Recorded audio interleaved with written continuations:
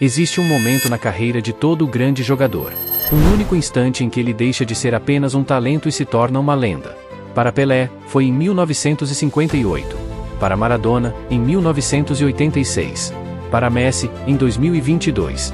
E agora, aos apenas 19 anos, Lamine Yamal acaba de conquistar o maior prêmio que um jogador pode sonhar: a Copa do Mundo. Mas a pergunta é: como um garoto que, há poucos anos, jogava nos campos da base do Barcelona conseguiu chegar ao topo do futebol mundial tão rápido? Porque essa história está apenas começando.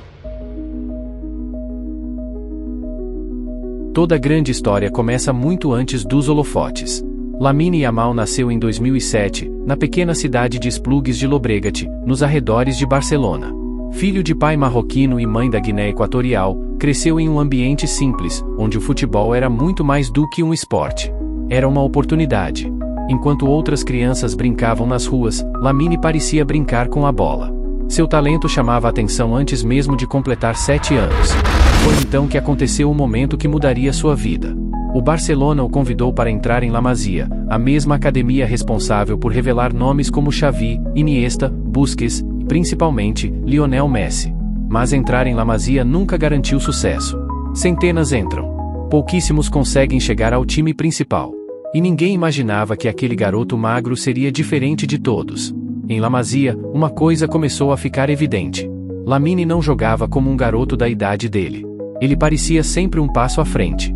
Controle de bola, dribles curtos, visão de jogo e decisões rápidas. Tudo acontecia de forma natural. Os treinadores começaram a acelerar seu desenvolvimento, categoria após categoria. Até que, em 2023, chegou o momento. Com apenas 15 anos, Xavi Hernández o colocou para estrear pelo Barcelona. Naquele instante, Lamine Yamal entrou para a história como um dos jogadores mais jovens a vestir a camisa principal do clube. Mas aquilo era só o começo. Poucos meses depois vieram os recordes. Jogador mais jovem a marcar pela seleção espanhola. Mais jovem a disputar uma Euro. Mais jovem a decidir partidas importantes. Enquanto o mundo tentava entender quem era aquele garoto, Lamine simplesmente continuava jogando. Sem medo. Sem pressão. Como se tivesse nascido para isso. E então, chegou o maior palco do planeta. A Espanha entrou na Copa cercada de expectativas. Era um elenco jovem, talentoso, mas ainda havia dúvidas. Será que conseguiriam conquistar o mundo? Ao longo do torneio, essas dúvidas desapareceram. A cada jogo, a Espanha parecia mais forte. E Lamine Yamal, mais decisivo. Mesmo tão jovem, jogava como um veterano, criando jogadas, chamando a responsabilidade e mudando partidas. Até que chegou a grande final. 90 minutos. Um país inteiro prendendo a respiração.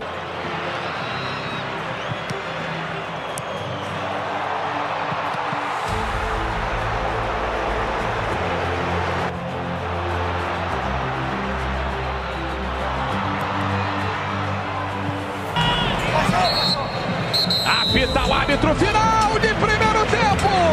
0 para a Espanha, 0 para a Argentina. Vale o título da Copa do Mundo. Mas vem Nico Williams, bateu rasteira com o Marci. Rasga a defesa, apita o árbitro, fim de jogo. Vamos aprovar. Quando o árbitro encerrou o jogo, a história foi escrita. A Espanha era campeã do mundo. E Lamine Yamal agora fazia parte do grupo mais exclusivo da história do futebol, os campeões do mundo. Mas, mais importante do que levantar a taça, era perceber o que aquele momento representava. Não era apenas uma vitória. Era a confirmação de que uma nova geração havia assumido o comando do futebol mundial. Durante décadas, o futebol pertenceu a nomes como Zidane, Ronaldinho, Cristiano Ronaldo e Messi. Jogadores que definiram uma era inteira. Mas toda era chega ao fim. E outra começa. Lamine Yamal ainda tem muito pela frente. Mais títulos. Mais desafios. Mais pressão. E, talvez, mais história para escrever. Mas uma coisa já não pode ser negada. Depois de conquistar a Copa do Mundo aos 19 anos, ele deixou de ser apenas uma promessa. Hoje, o mundo inteiro sabe o seu nome. Porque, gostemos ou não, o mundo agora pertence a Lamine Yamal.